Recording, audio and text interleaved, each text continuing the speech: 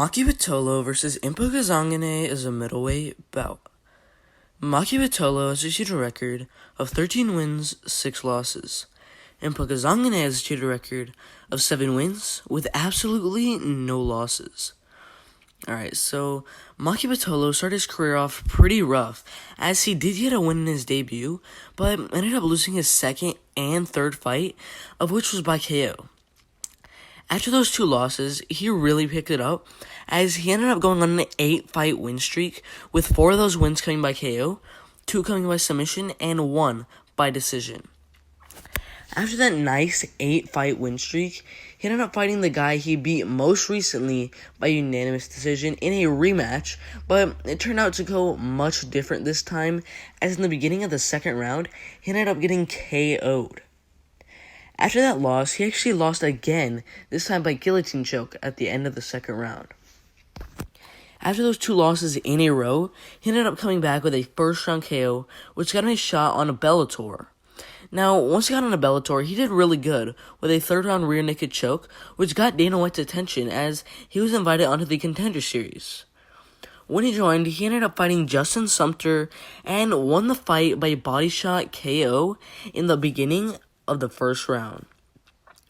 After that win, he got into the UFC and signed the contract and ended up fighting Colin Potter in his UFC debut, who is a guy who's ranked 127th at welterweight worldwide. But he ended up losing that fight by unanimous decision. Now, after that loss in his debut, he got one more fight to prove himself inside the UFC against Charles Byrd, and early in round 2, he ended up getting the TKO victory. After that win, he got, in my opinion, way too big of a step up against Darren Stewart, who is currently ranked 27th at middleweight worldwide, and towards the end of the second round, he ended up getting submitted by guillotine choke. Alright, now let's take a look at his opponent, Impa Kasanganay. Alright, so Impa Kasanganay, as you guys know, he is an undefeated fighter, and he is making his debut in this fight. And he actually started his career with 4 straight wins, 2 of them by decision and 1 by first-round submission, with the other win coming by first-round verbal TKO. Now, after those 4 wins, he was actually invited into the LFA, where he ended up winning a pretty close bout by decision. After that win, he was 5-0 and was invited onto the Contender Series, where he fought another undefeated fighter and ended up winning the fight by unanimous decision.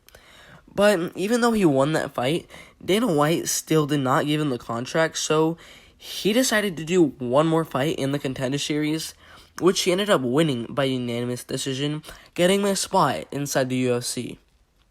Alright, so in my opinion, I would say this is probably the closest fight on this card, maybe besides the Zach Cummings-Alessio de Carrico fight, but still, it's pretty close. Now, Maki Pitolo, he's had a pretty rough time inside the UFC, with his only win coming to a guy who has since left the UFC, and Impa Kasanganay, yeah, he still has yet to fight in the UFC and has way less experience than Maki Pitolo. Alright, so I think this fight is definitely going to stay on the feet.